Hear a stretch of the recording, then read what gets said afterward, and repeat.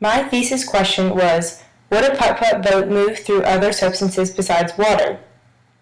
Before researching to find the answer, I hypothesized that a putt-putt boat would not move through Gatorade or Sprite. After doing lots of research, I chose to test my thesis in these liquids because I knew they would have different viscosities.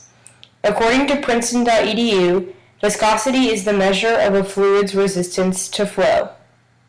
So, a fluid with a large viscosity resists motion because its molecular makeup exerts a lot of internal friction.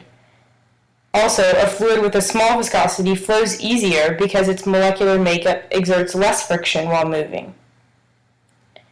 I researched different liquids' viscosities and created this chart. The SI unit for viscosity is the Pascal second, but this chart is measured in centripose.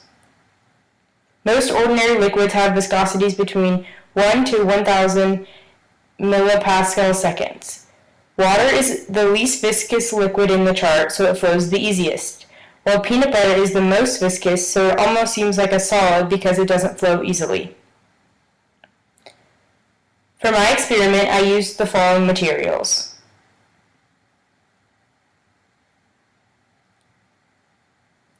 I conducted 2 trials for both Gatorade and Sprite.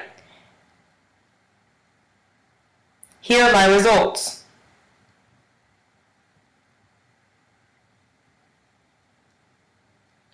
After conducting a total of 4 trials, the putt-putt boat putt-putted through the Gatorade but not the Sprite. It took a relatively short amount of time for the putt-putt boat to start moving through the Gatorade, but it eventually propelled itself through the Gatorade at a slow rate. The boat stopped before it made it to the end of the track, which was 80.5 centimeters for both trials.